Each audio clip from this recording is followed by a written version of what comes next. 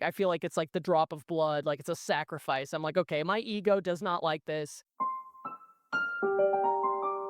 but it is what this song needs to be.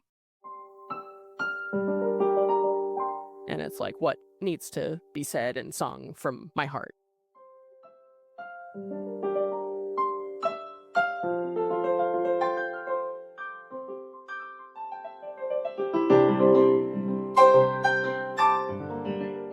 You're listening to Artistry with Heart, a musician's wellness podcast.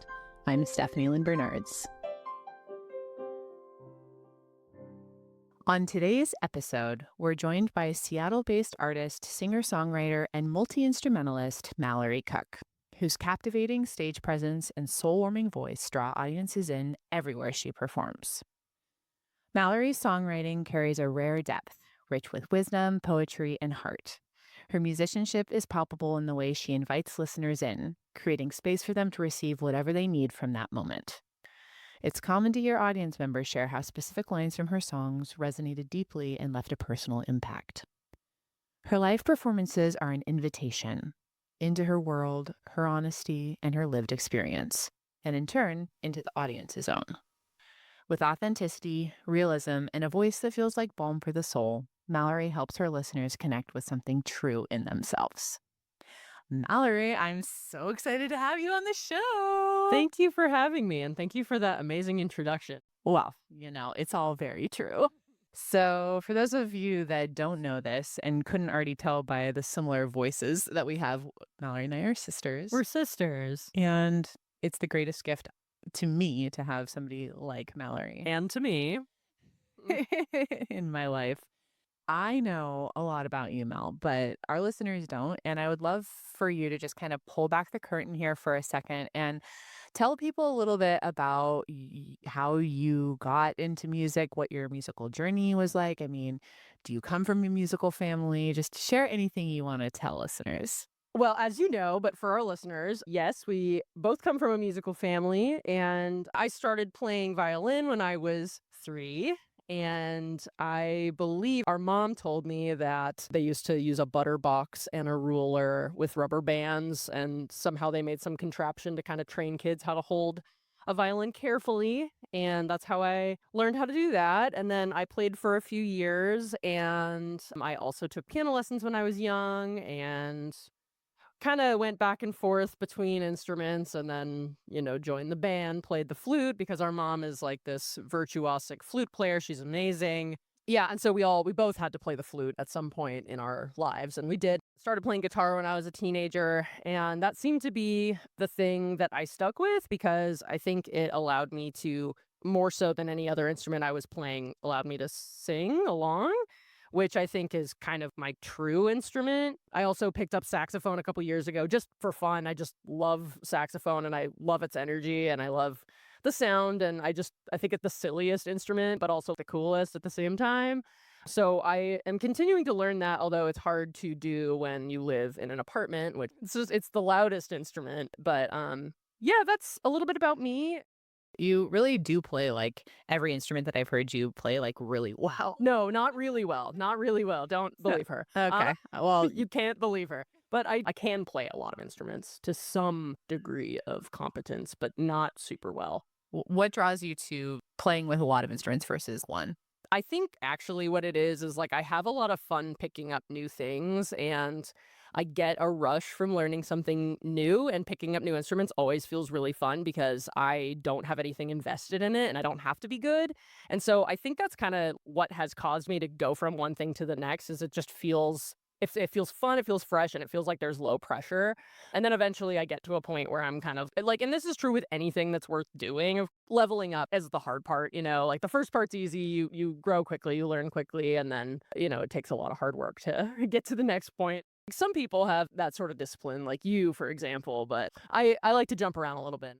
I think I just feel like it's inspiring when people play a lot of different instruments because I kind of did the opposite. I like poured everything into piano, which is great. Like, yeah, and she's amazing. But it comes with all these caveats. Then all of a sudden, if you aren't having an amazing day, then you feel like a piece of shit. And I feel like when you don't put that expectation on your musicianship, then all of a sudden you can create. And I have actually felt pretty stifled at the piano trying to write. And I think it's because I have defined myself as a pianist my whole life. So it just makes it kind of hard to like break out of the expectation that I'm a classical pianist or I'm a jazz pianist or I'm whatever. And if I'm either of those in any way, then I have to be so amazing to tell people that, or I'm out of practice, but I'm insert whatever. So I think it's just interesting. And I've been trying to branch out more, like, with singing. And That's the thing, like, I feel like about learning instruments even just at, like, a basic level. You can just throw a new texture into something, even if it's just really simple, and that's cool, you know? I mean, obviously, it's cooler if you're amazing at it, but it's also cool to just get that texture in there somehow. So even just a little bit, even just basic knowledge of it, I feel like is worth hearing, and I know, yeah, Brant, my husband, got me a ukulele a couple years ago. And I feel like I get more interesting ideas when I play on the ukulele than I do at the piano. And I think it's just because I am forced to think outside of the box. And then all of a sudden, a C major chord on the ukulele opens up all these possibilities that it doesn't on the piano. Just for whatever reason, my brain thinks about C major as a chord on the piano very differently than when I'm strumming it on a ukulele. And I think it's just because I'm looking at it with novelty and awe, and there's no baggage because I don't expect myself to be anything but trying to figure it out. And so some of my best songs have been written on instruments that are not the piano. yeah, that's one thing that's cool about being able to jump around on instruments is, yeah, you just kinda get a new wave of inspiration from the new sound or the texture, or the energy, just, or your relationship to it too, I think can color it. Yeah, definitely. So I want to jump into your songwriting because it's something that I personally really I respect a lot of things about you, but your songwriting is something that really stands out to me, and I would love to just hear about your process. I feel like you do a really amazing job of combining depth and intentionality, and it's like this rare combination of like storytelling, dreamscape, and poetry, like all kind of mixed into one. And I've never really heard writing quite like it. And so I was just curious if you could kind of tell me like about your creative process. Yeah. There have been times where I sit down to write something and I think about how crazy it is that I've ever written anything because I don't know what happens, Like, I don't really know what happens when I'm writing something or why I write the things I do. And I mean, sometimes I just sit down and I try to write stuff, and sometimes I do. I also try to write my dreams down because I think you get a lot of interesting imagery that is yours. I mean, yeah, you're pulling from the collective and all these influences that you experience in your day to day life, but it's your creativity that's coming out of those dreams. It's just interesting. I hadn't really started journaling about my dreams until the last year or so. I mean, I think I tried a little bit before, but I never got into a good routine. But I do it more regularly now, and it's crazy how quickly I just fill a journal full of like my dreams. Then I just pick through it, and I'm like, that's kind of a interesting image. Like, what's cool about it is this is all your stuff, and like if you ever like come to a point where you're like, oh, I'm stuck, you can kind of reference those dreams again because usually like what you're talking about in your songs or what you want your song to be about are things that your spirit, your soul, like your unconscious mind have been grappling with forever. And so when you look back on your dream journal, or all of a sudden you have this kind of, whoa, where did that come from? Like kind of image that they wouldn't have been able to picture that unless like it came from your. I also like try to write things down as they come to me. I get a lot of inspiration from other poets and like other writers, and sometimes just having their ideas and their lines kick around in my head will kind of spark inspiration or melodies or, things like that. Yeah. So it sounds like dreams give you a lot of fodder for your creativity. Yeah, that's a big part of it. I mean, also sometimes I just need to, I guess, vent to some extent, but I feel like the dreams are rich, and I would recommend it to anybody who wants to just write something unique because it's yours, And the more you write it down, like the more you remember. And What do you feel like dreams offer that you wouldn't get writing during the day? okay, when you first wake up, your like brain and your body hasn't been affected by the day yet. It hasn't been affected by the world. Like your mind's not totally on. You have a better connection to like what's going on in like the unconscious waters of your spirit or mind or whatever, and it's just you're a little closer to the source, like you just had a little death and you just were born. It's helping you see something that is really hard to see when you're walking through the world and you're driving a car and interacting with people and being the person that you like, the front facing person that like you want other people to know. And this isn't like an original thought that I've had, but I've heard people talk about dreams as they are real lived experiences. I don't necessarily think of my dreams as like, oh, this is prophetic. That hasn't been my experience. I know that there's a lot of people who have had that experience. That hasn't been mine. Carl Jung wrote a lot about dream work and did a lot of his own and helped people understand that dreams are symbolic and they're not supposed to be taken literally, but they're supposed to be understood symbolically. And so the more you understand about symbols too, which is also like really cool imagery for songwriting too. So, okay, I want to circle back for a second to something you said earlier, which is talking about your earlier musical life makes you clam up.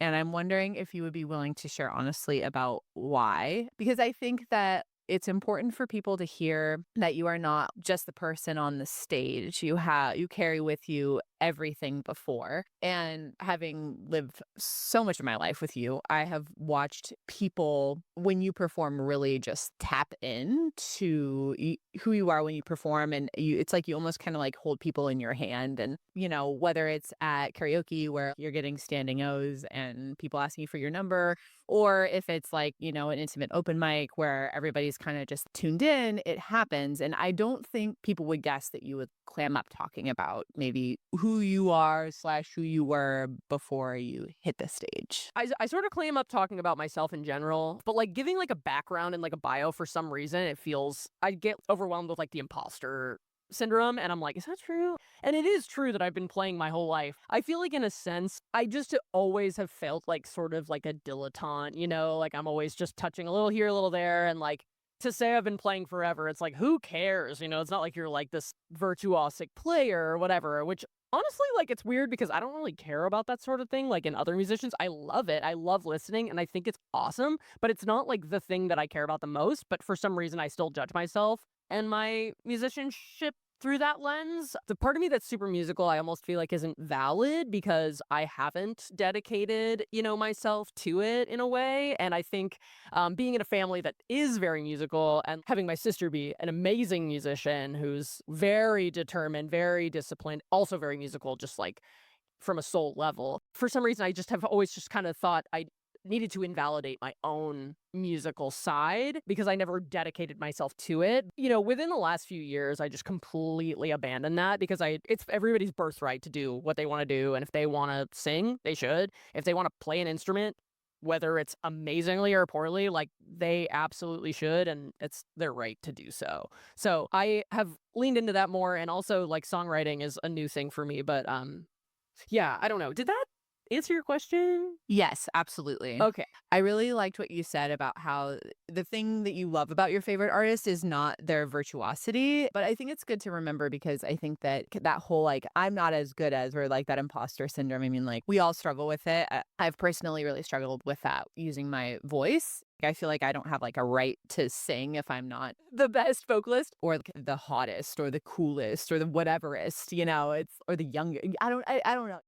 It seems like it's like this void of like you're never ever going to get to that thing that you wish that you could be to feel good about yourself kind of mentality, which is like, again, this is not meant to be a podcast that's meant to be, oh, so hard. But it is. And also, it's amazing. And if we can just learn how to get that thing out of the way that tells us that we have to be perfect in order to put ourselves out there, or that we have to be like this virtuosic vocalist or pianist or guitarist or whatever. So I appreciate you sharing that. It's also really cool that it's not stopping you now because I think we're all born with these creative gifts and that I think everyone's creative. And I've also noticed myself softening more the more that I just allow myself to just be a person who plays music and writes music. I know that you're not trying to say, oh, wait, it's so hard to be, X, Y, and Z, but it is just hard to be a human. It's also amazing and crazy and beautiful, but like it's painful. And like it feels dumb to be a human when you don't have anything to like express that part of you. Cause like what I feel like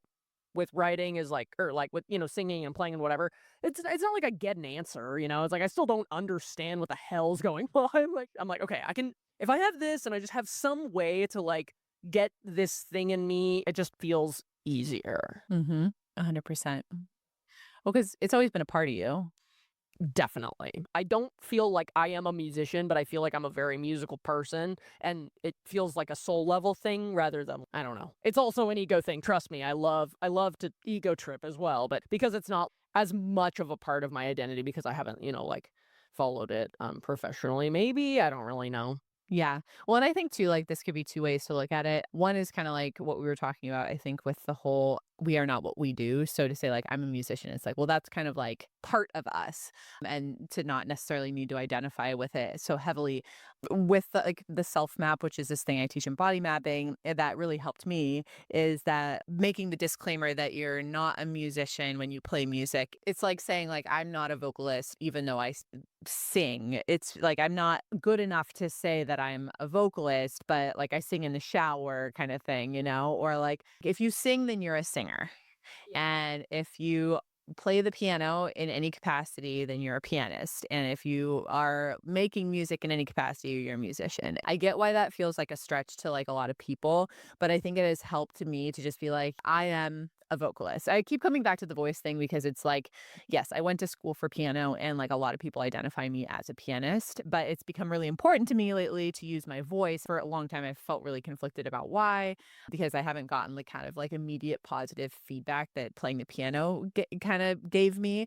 I feel like I keep bumping up against that thing. So of being like, oh, like, what do you do? I always am quick to be like, I'm a pianist, but like, I'm like, and I like to sing my own songs, but I'm not a, so I feel like it helps me to just say like, yeah, like I'm a pianist and a vocalist, and I just wonder trying on like I'm a Yeah, I wonder what that would musician. feel like for me. I don't know. I've just always like I dodge labels pathologically. I'm like, I don't know, like maybe I'm not. Like, and that's just true for absolutely everything. Like, That might be helpful too, and that's kind yeah, of like maybe a it's just different my way. style, but also maybe I should try to just own it and not feel so like It might be interesting to see because I think, like, back to what you were saying, we don't want to be driven by what we are and what we do. But I also think that if we are making music in any capacity, we are a musician.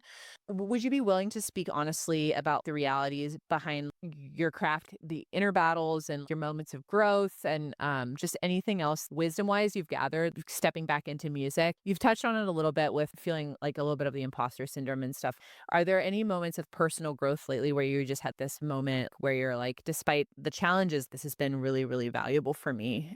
I feel like when I started playing violin, I wanted to sing through that. And then when I started playing other instruments, I wanted to sing through those too. And there's something really singy about violin too. Like it feels like the closest thing to a human voice. And there's always a part of me. And I feel like too, like I'm, playing guitar in the band that I played in for a couple years. Like I wanted to sing through that too. And I was trying to find melodies and just kind of like sneak them in here and there. And so I feel myself wanting to sing through all of it. And so whether or not that makes me a vocalist, I don't know. But I think finding that and having the connection to my voice was a huge part of it.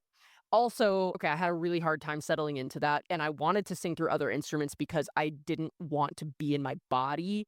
And I was really afraid of my body just forever. And just like, it was scary. It was just scary. And like, I felt like, in a sense, playing an instrument feels like an extension of your body, but singing it is your body.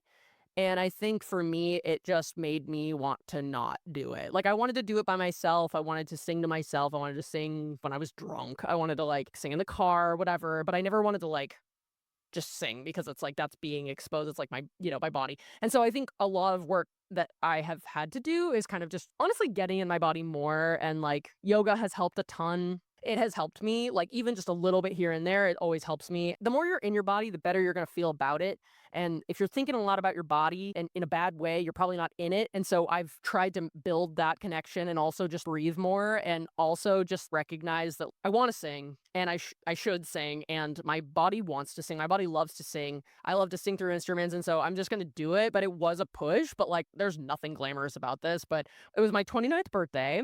And I was like, okay, I'm going to have like one dumb, debaucherous night where I'm just like, okay, last year of my 20s, and I'm just going to like go out, do karaoke, invite all my friends, and like drink a lot of alcohol. I try not to do it anymore as much, but I just wanted it to be dumb. My intention with that too was like, I'm going to play more music. I'm going to sing more. I'm going to do more musical things. And, that for me actually just kind of like broke the seal. It just made me more comfortable because you just go out and it's literally no one cares how you sound. You don't have to be good. You don't have to be anything. You don't.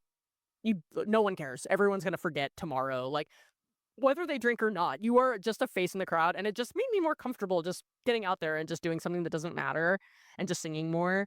I still love doing it, but the thrill of it was huge at first, and then it ran out, and I was like, "I think I know where I'm being kinda pushed toward."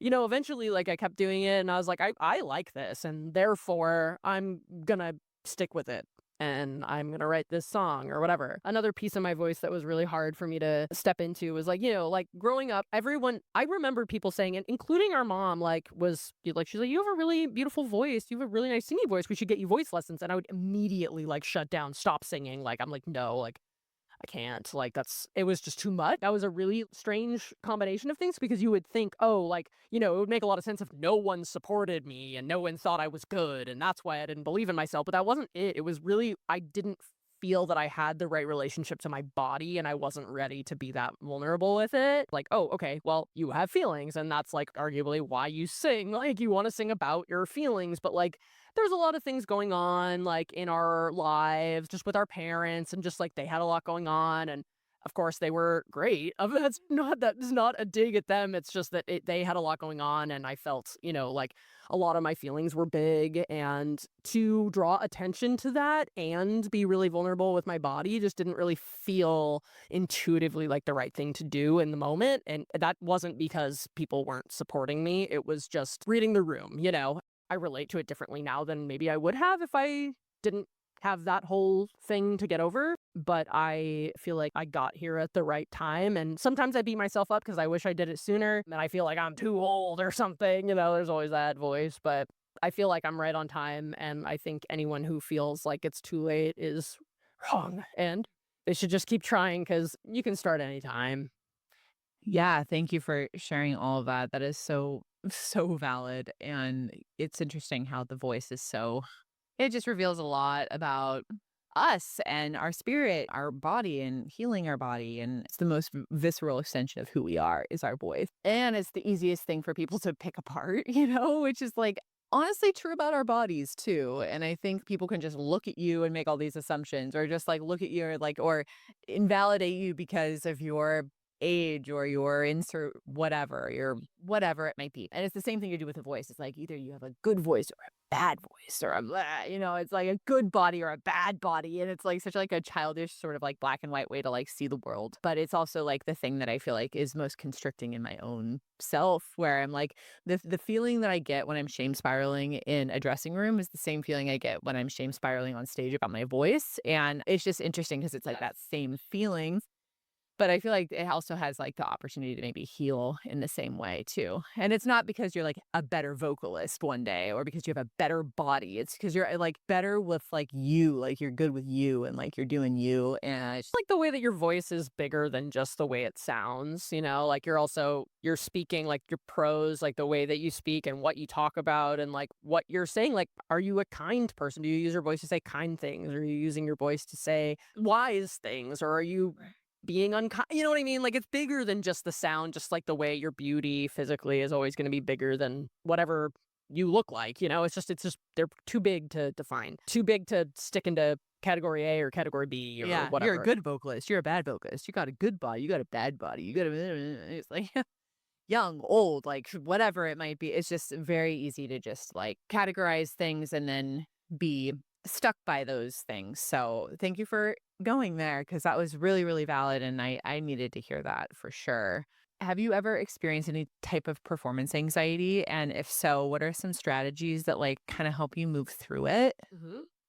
Yeah, so I had crippling anxiety. That's why I didn't play for a long time. Strangely, I don't have a lot of anxiety about getting up on stage. I get nervous, like a healthy amount of nerves, but I don't try to talk myself out of doing something. I feel fine getting up on stage. I don't know why. I think it's just kind of a gift. Like, I can get up there and like, who's to say if it's going to be good? Like, I've been comfortable walking up on stage for things I was not ready for. But what happens to me is when I walk off the stage, I get so I don't know. So I know I've talked to you about this, but for our listeners at least, like, walking off stage is like it's so strange. Like, I feel like I dump a part of myself out while I'm playing or singing or anything, and I I haven't quite nailed the process of filling myself back up. I feel like I'm falling when I'm like singing or whatever. I'm expecting somebody else to catch me, and like I'm trying to learn how to like be the one falling and the one catching me, which also means like I'm not just the one performing, I'm also in the audience, which means I need to be listening to myself while I'm playing and like also validating like, do I like how I sound? I don't know. I just haven't nailed it. It's something I'm still working on. And a lot of my anxiety comes after I play and the night to follow and the day after and everything. And I've found little strategies to help, but like that is my biggest struggle. Yeah, I definitely struggle with that too. It's like that vulnerability hangover thing where It's you're just exactly, like, that's "Oh my Brene god." Brown. Yeah. I think she said that, She and that nailed it. she absolutely it feels the same Where way that you're a just hangover feels to yeah, where me. you're just like, "Oh god, what did I do?" Yeah, what did I It's say? Who did I call? Like, who did I text? What did I yeah. say? Like, what dumb thing did I do? Like, yeah, Yeah. it feels exactly like that. Yeah, 100%. Yeah, it's so real. And I think what you said about expecting the audience to catch you, rather like you're the one up there falling and catching. And I've said this to you before. I just really think that it's less about expecting something from the audience is not our purpose. It's really what can we give, and then also what can we give to ourselves? Because I think I fall into the trap so often of being so unkind to myself. I expect other people to be kind to me because I'm not kind to me. And I need to be the one to be kind to me because then I can step on stage and walk off the stage and be like, I like, thank you for whatever you have to say about my performance. But like, I actually feel good about myself because I'm giving myself love. And I think that's kind of one of my personal journeys is learn how to be kinder to myself. But anyways, I can only speak for myself, but I think that whole like identifying what causes the anxiety to like helps to kind of just quell it or to just help it process and to be like, oh, maybe I can just like be kind to me. I know I told you this already, but one thing that I just want to share with anybody who deals with this is like the other night I was totally spiraling and I was like, oh, I didn't sound good, or I don't know, like I was beating myself up and all like it was like the greatest hits of like, oh, this is why you shouldn't do anything, that voice, But I just stopped myself and I was like, okay, think of one positive thing that somebody said. Because usually there's at least one positive thing. And even if there's not, like, okay, what did you think about it? Like, what was your positive takeaway? And like the thing is if you actually try to count them for some reason, like if you quantify the positive experiences that happened, like it makes it feel more concrete. I am a bottomless pit. I cannot be consoled. There is not enough voices, positive voices in the world to make up for the emptiness that I create in myself. Like that's work for me to do, but like when I think about the positive experiences that did happen, even if it didn't quite feel like I was caught by the whole world, like even it was just like great set, like hey, that's positivity. Again, like just like you said, just being kinder to myself and like being proud of myself, just being happy for myself that I've made it this far, even, which I am not, I should say, an accomplished musician by any stretch of the imagination, but I'm doing it and I'm like excited about it. And, like that's legit. Absolutely. No, that's so good. I think having like a concrete instruction rather than love yourself. You're I yeah, agree that we should all love ourselves, but I don't know how to do it. So I yeah. need So I like need someone give to me tell I need pointers. okay, so you chose to share a really intuitive, beautiful, and profound piece guides, which listeners will hear in full at the end of this episode. Can you just share a little bit about the inspiration behind this piece? Why'd you choose to share this one with us today?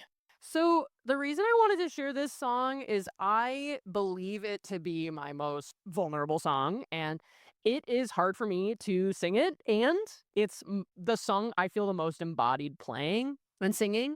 I push my voice to go into places that it doesn't quite want to go. Like it's a little too high for me at some points, and like it's my most vulnerable song, but also like it's kind of about calling it quits on like just criticizing yourself into a place where you are silent. I think I love this song, and so that's why I want to share it. Again, like it does the same thing where I'm like, oh, like it's so embarrassing in a way. Like I'm like, God, I feel so exposed, but I just feel like it's a song worth sharing. Is there a part specifically about the song that makes you feel exposed that you could maybe say more about?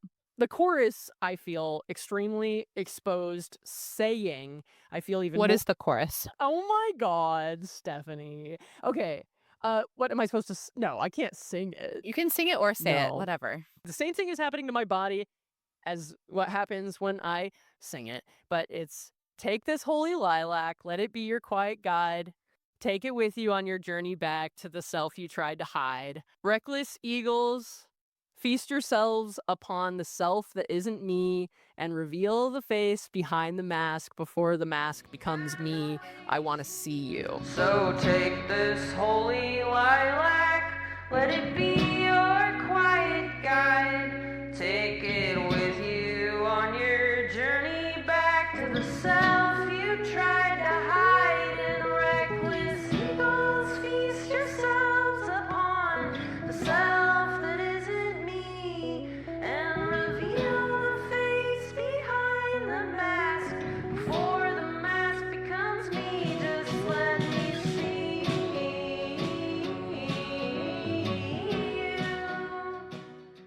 It feels awkward to say, feels awkward to sing, and for whatever reason, I decided to cut all the instruments at that point, so all you can hear is my voice, and I feel so silly saying it, but I feel like it's like mission accomplished. Like, it's like, just get right into it, just like expose it all, and like that's what it is. It's like a prayer, like just like please, like let it be. I want to be done. Like I want to be seen, and I want them to see me, and I want to see you, and like just strip it, you know? And so that's what I did, and I honestly kind of hate myself for doing it. I feel like it's like the drop of blood, like it's a sacrifice. I'm like, okay, my ego does not like this, but it is what this song needs to be, and it's like what needs to be said and sung from my heart.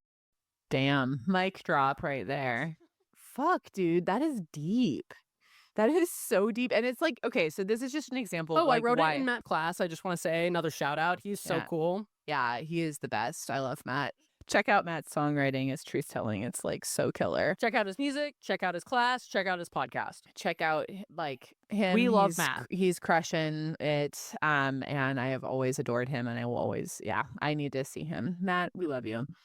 Yeah, no, and I think it's just really cool because there's a part of you that said, I'm going to abandon the part that tells me I shouldn't do this in the name of sharing something that's important to me. And that is what this is about. That's what life is about. But like, that's like really like when you let your creativity and your music be that, like the coolest shit comes out. And like, that is hands down like the coolest line I think I've ever heard. And I know like you're just like, but it's also like it makes you cringe, which is so amazing to me.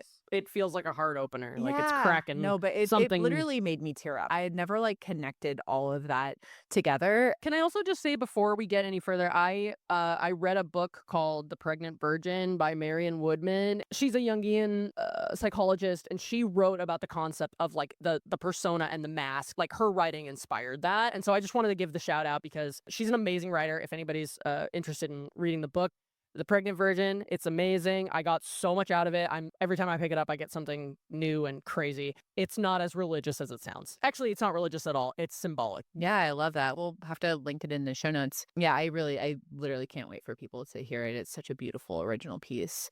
So before we close, is there any message or insight that you would offer to musicians out there that you maybe yourself might need to hear that you think could be helpful to someone else on the journey? You're a creative person and you're an artist. And I know that that's true because I believe that all people are creatives, and You are creative and you are an artist. yeah. And we need everybody to use their voice. Like, I think the world would be more healed if we can all like see ourselves with kinder eyes and use our true creativity to express the kindness that we feel towards ourselves and towards others. And I think it's just really cool. We can be like, you know what? Like, I was born creative. My birthright is to create. And like, I don't have to be perfect Either. and it doesn't have to be music. No. This And your just voice doesn't happens- have to be your singing voice. It can be through an instrument. It can be a Exactly. painting. It can be anything. Just Exactly. So how can people best get in touch with you? I'll give them my email address in the show notes.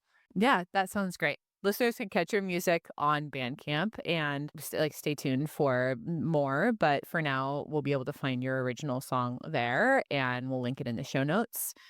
And I think email is OG and like that's perfect. So we'll link Mallory Cooke's email in the show notes as well. All right. Well, hey, thank you, Mallory, so much Thank you, Stephanie. I love you so much. And I'm so grateful for you and your podcast and every positive way that you've affected my life and impacted me and continue to. And I'm so glad to have you in my life. And I'm so grateful for my family in general. And just everyone has been such a big help for me. We are the culmination of our community, absolutely. And like, I don't know where I'd be without you. And who I am has been so deeply shaped by who you are. And you are truly one of the greatest gifts that I've ever been given in my life. So, in closing, I just want to say, friends, please check out Mallory Cooke's original music on Bandcamp, and definitely can reach out to her on her email. She's the most loving, hilarious, talented, down to earth, and extremely deep person. And she has the biggest heart. And so, if you are somebody who connected with something she said today, I know she would love to hear from you. So, please reach out to Mallory and just share your experience, because that's what this podcast is all about. It's about building community. It's about making sure that we're out there using our voice, whatever that looks like, and standing firm in who we are and being kind to ourselves while we're at it. So, listeners, if you heard something today that resonated with you or you'd like more of it, anything like liking and subscribing, honestly, really helps a lot. It's free for you and it makes a huge difference for the longevity of the podcast. And more importantly, if you know somebody who might need to hear this kind of stuff, send it along to them, because that's literally the only reason why I'm doing this. You can find more resources also. If you're somebody who needs more support for your wellness and your mental health journey, you can check all that out on stephaniebernards.org/inspiration. And here you can go deeper with our content from today, and also just some other wellness resources like acupuncture, telemed stuff, and other yoga for musician resources, because we're here to support you to do the thing you love, so you can just keep on creating and being kind to you. Well, that's all for now. Until next time, be you and stay inspired. And now the full version of Guides.